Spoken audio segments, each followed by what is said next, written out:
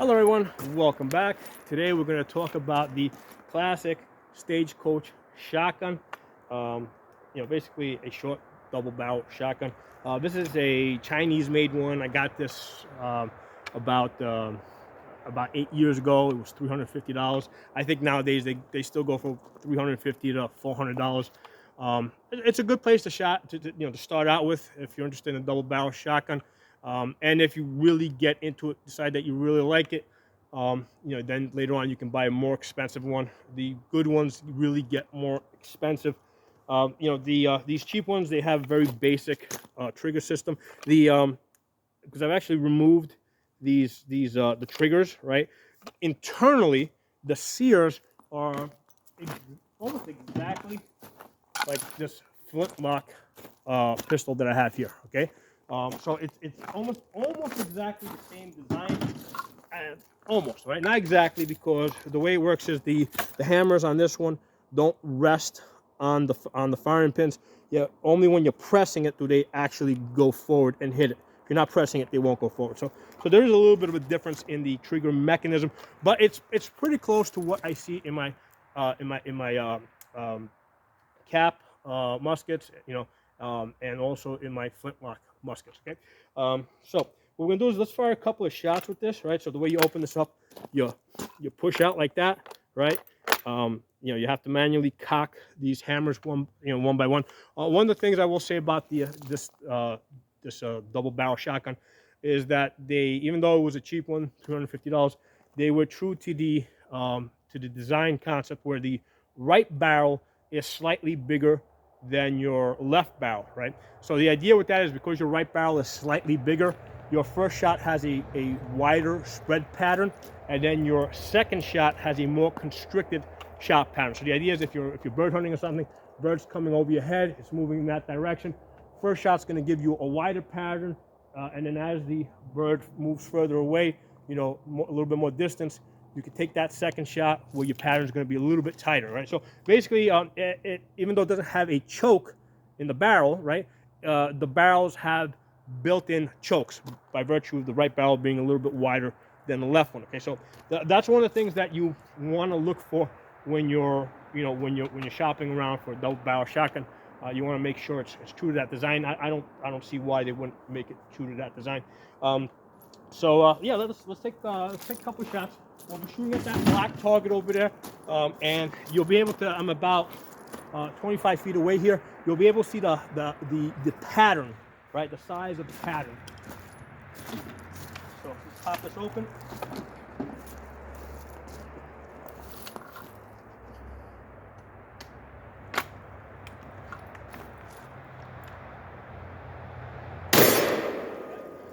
See the size of the pattern. I'm going to take another shot a little bit lower. At this distance, right, so pop this open, pull the empty shells out. Okay, so with this, and this is as short as I think you can legally make it. I think it's an 18-inch barrel, without this becoming a short barrel, so basically it's 18 inches without having to go into, without having to get into NFA items. So with 18 inches over here, my pattern on those two shots that you see over there is 5 to 6 inches, right? At 25 feet, not 25 yards, 25 feet. So 6 inches is about that big, right?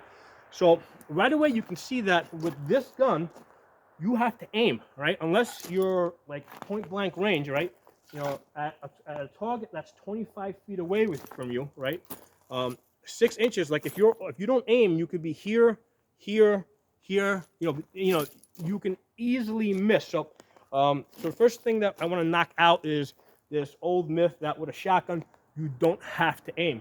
You do have to aim because at closest says the shot hasn't had enough time to spread. Okay, the shot is, I don't know, in this case about 72, about 0.75 inches, 0.75, 3/4 of an inch when it's coming out of the barrel, right? And then it slowly spreads. So when it gets 25 feet out, it's opened up to 6 inches. It's not until it gets out to, let's say about 60, 70 feet that you get like a 12-inch pattern. Okay, so it slowly opens up. It's got to go at least 2 to 3 times further than that in order for it to really open up. Okay, so first thing I want to knock out with the shotgun, you do have to aim, because at 25 feet your spread is only about 6 inches. Now, what I want to do, and this is one of the fun things I like to do, this is kind of like one of the benefits of this gun, and almost like the main reason why I have it. Okay, a fun thing to do with this gun, right, nothing in there, right, is to put, because the way it works is you fire your first trigger first, so that's the right side, then you go to the left one for your left side, put both fingers on the triggers and pull back at the same time, fire both barrels at the same time. That's a fun thing to do.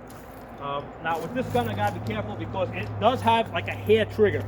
So when I get my fingers in there, gotta be careful I don't set this gun off. Obviously, this isn't a gun I would use for home defense. One of the things to be aware of if you do plan to use something like this for home defense is, these old style triggers, they can be, I mean, they can be very hard, they can be very light. You gotta know what you got there, right? Because it's basically a cheap gun. So I'm gonna cock both barrels here, right? Both fingers on the trigger now, right? We're gonna double shoot both of them at the same time. There you go. That was 2 barrels. Let's try that again. That's fun. That's like the main thing I like about shooting this shotgun. I'm going to shoot in that direction so you guys can see the freaking double barrels. Nice thing here is I can shoot 360 degrees. So cock the gun. Go a little bit this way so you guys can see this. Both barrels at the same time. Now, one of the things that I've done this a lot with this shotgun, fire both barrels at the same time. One of the things that will happen, and I don't know if it would have happened if I kept doing it. If I was, I don't know if it would not have happened if I wasn't doing it. But after shooting this for a couple, I don't know, for about 6 months or so, what I found is a lot of times when I went to shoot my one barrel at a time, both barrels would shoot together just from the vibration. So the vibration of the first barrel would would make the trigger drop on the second barrel. Okay, so when you fire, sometimes the vibration from the first shot will drop your hammer on the left side, and both shots will fire together when you only intend to fire one barrel. And that's one of the things you gotta be aware of with these cheap Chinese-made shotguns. Okay, I don't know how common this problem is or this issue is. I took out the triggers, and I did work on them a little bit. I don't remember what I did. This was a long time ago that I actually worked on the triggers, and I actually did improve that situation where the gun was less sensitive when I would fire the first shot. It was less prone to firing the second shot. However, it can happen with these cheap Chinese-made double-barrel shotguns. Okay, so that's something for you guys to be aware of. Okay, so let's kind of talk about this gun, its place in its history, how it kind of sort of developed. Right. So before this was a cartridge firing gun. Right. Before this was taking, cartridges that contain primer, gunpowder shot. These were cap lock guns, and before that they were flintlock guns. Okay, so over here I've got a flintlock pistol, right? So single barrel, the flintlocks on the right side here. So as you can imagine, it doesn't take much engineering, all right, or much creativity to simply add another barrel on the left side and put another trigger on that and have 2 triggers, right? So it did not take them long to go from having a single shot musket to a single shot flintlock to a double barrel flintlock, rather. Okay, it didn't take long to go from a double barrel flintlock. Yeah, it did not take long to go from a single barrel flintlock to a double barrel flintlock, right? And there's lots of historical examples of that, from short ones to full size ones. Now, the thing with the double barrels is that barrels are heavy. Okay, So when you move to double barrels, the gun does get heavier. This one over here, weighs, even though it's relatively short, it's kind of like the minimal legal length without it becoming an NFA item. The barrels are about 18 inches. If you go to a longer one, because you got 2 barrels, a lot more steel, this becomes a very heavy gun. So that's one of the reasons why a lot of the double barrel shotguns, instead of being 12 gauges, it was actually more common for them to be 20 gauges or even smaller 28 gauges, right? 28 gauge was very, and even 16, no, not 16, 16 is actually bigger. 20 and 28, because when you use the smaller barrel, you've got less metal up here, okay? So that's one of the things to keep in mind. A lot of the older double barrel shotguns are not going to be 12 gauge, right? They're actually going to be smaller. There'll be a 20 gauge, or there'll be a 28 gauge, or some other gauge that's, so just something to keep in mind. And that's the reason, because these things, as they get longer, 2 barrels, the gun gets a lot heavier, okay? So going back to what I was saying, before these were cartridge firing guns, they were cap locks and they were flintlocks. And in fact, before we got to the double barrel flintlocks, right? The single barrel was more popular. It was typically used by cavalry. Okay, a lot of times we associate this with duels and stuff like that. But the cavalry, as soon as firearms started becoming a little bit more common, cavalry picked these up pretty quickly. And the cavalry that carried these flintlock pistols were referred to as dragoons. Okay, so if you ever hear the term dragoons, what it means is cavalry, because later on, like let's say in the Civil War era, even at that point, the cavalry was often referred to dragoons. The reason why they use the word dragoons is because obviously it's related to the word dragon, and when these flintlock muskets, flintlock pistols fire, black powder produces a lot of muzzle flash, and basically, when you have the entire cavalry firing at once, it looks like you've got a fire-breathing dragon coming at you. Okay, and the other thing to be aware of is that the flintlock pistols that the dragoons carried were typically longer, right? They were probably this one's, I don't know, 8 to 10 inches. They were probably a little bit longer. I would guess maybe 12 to 16 inches. Basically, they wanted the gun to be as long as possible and still be able to control it with one hand. Now, mind you, riding on a horse, the horse is moving, you're moving. A lot of these, this one here has a rear sight and a front sight. A lot of the historical ones, they didn't even have a rear sight. They just had a little bead in the front, if they even had that. And you didn't aim so much as you pointed it in a general direction. The goal of the cavalry was to break up enemy formations, right? So they were riding into, they were assaulting from, around the flanks usually. And what they do is they wanted to put fire on an enemy position, and basically break up the formations, get them to break ranks, run, cause panic, that kind of stuff. Okay, so that was the purpose of the cavalry, and they usually had these longer flintlock pistols, single barrel, but I'm sure that a lot of them were experimenting with the double barrel flintlocks, right? Because they do exist. They're in museums. They are historical pieces. And like I said, these were a little bit longer. So with these being a little bit longer, it doesn't take much to go from there to this, and basically the barrel would have been probably a little bit shorter than this, because it's a little awkward to handle with one hand. So it probably would have been about that long here, all right, and it would not have had the stock here, and then basically that was added later on. Okay, so there's an easy progression where you can see how the dragoons went from single shot flintlocks to single shot, single barrel cap locks, and then from there they went to cartridges and the double barrels. So you can see that progression. Okay, so let's fast forward a little bit. Let's get kind of into the Civil War era and a little bit after that. All right, so you've got these cap and ball revolvers, right? Like this one over here that's loaded. The way this works, right? put this on half cock, right? From the half cock position, you drop your powder into each chamber one by one, right? You use this lever here to compress the ball, all right? Okay, and then what you do is you put these little caps in the back, okay?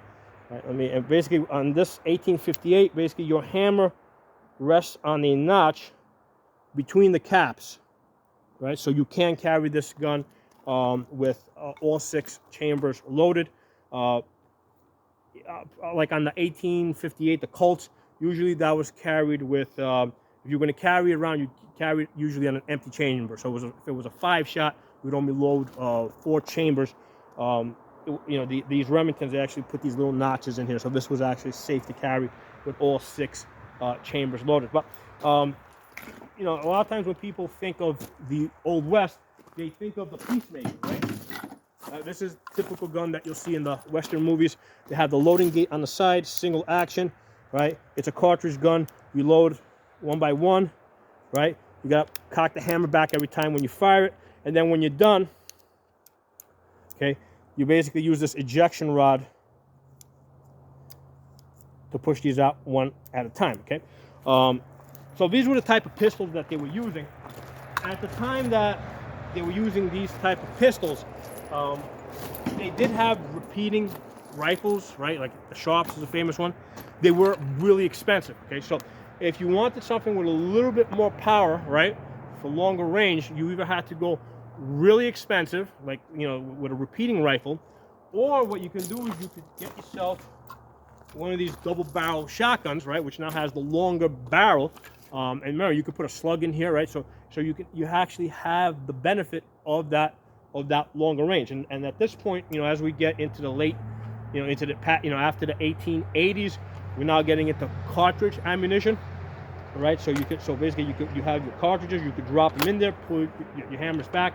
So you've got 2 quick shots that you can take on a long gun, or a relatively long gun over here, which will give you, which gives you the benefit of maybe being able to shoot a little bit further, being able to shoot, let's say, 9 pellets at a time. So that's kind of the place of this gun. So when you think of this gun, think of it more as being matched up to this gun here, the Peacemaker, or even more being matched up to the cap and ball revolvers, because these guns over here were the guns that the Civil War vets were using. These are mainly the guns that went out west, okay? So it was, a lot of times it was these 2 guns being matched up rather than these 2 guns, right? Which this one being the Peacemaker, okay? And again, the key point there is that the repeating rifles were a lot more expensive, a lot less common. If they broke, a lot harder to fix. This gun over here, it's a very simple design, right? Basically 2 barrels, really simple. The trigger mechanism is very simple. The trigger mechanism, I could pretty much gunsmith myself, because it is pretty much the same mechanism that's in this Flintlock pistol, okay? So that's how we kind of get into this Old West era, where these double barrel shotguns are being used. And here's the thing, the main reason I believe is because they are a lot cheaper than the repeating rifles, okay? Now, let's talk about the home defense that people, a lot of times people associate this with home defense. Again, these guns being cheap, these guns also being very useful farming tools, right? A way to control pests like crows and rats and stuff like that. So this is a cheap gun that farmers were able to pick up in the store and use this to basically control the pests around their farm, but also to use for home defense. So I don't think that a lot of these farmers were thinking, okay, I need to get a specialty gun for home defense. Their idea was, okay, what gun is going to be useful, what tool is going to be useful for around the farm? All right, double barrel shotgun, cheap, easy to maintain. All right, so in a home defense situation, this is the gun that they would have went to. And now that I'm kind of thinking about this, I do believe that on the farms, this was actually a lot more common than any of these pistols, right? Either cap and balls or these Peacemakers. So I think from that point forward, right, is how we ended up associating the double barrel shotgun with home defense. It was just a case that it was a cheap gun that farmers already had, and that they, you know, in a home defense type of situation, that's the gun that they went to because that's what was there. So I hope this video was interesting to you guys. I'm kind of, you know, I've been studying history for, I don't know, my entire adult life at this point. And what I'm doing in this video is I'm pulling from a lot of different areas. And it's not like I started researching this last night or something, but this is general knowledge that I have picked up through my historical studies over, you know, my entire adult life. And I'm kind of putting it into this video. If anybody watching this has other stuff to contribute, please do so in the comment section. You know, especially if you've got specific historical references you want to give, that's great. Hope you all enjoyed the video. If you're not a member of the channel, subscribe. Hit that bell button so you get all the notifications of videos I put up. I'll talk to you guys soon.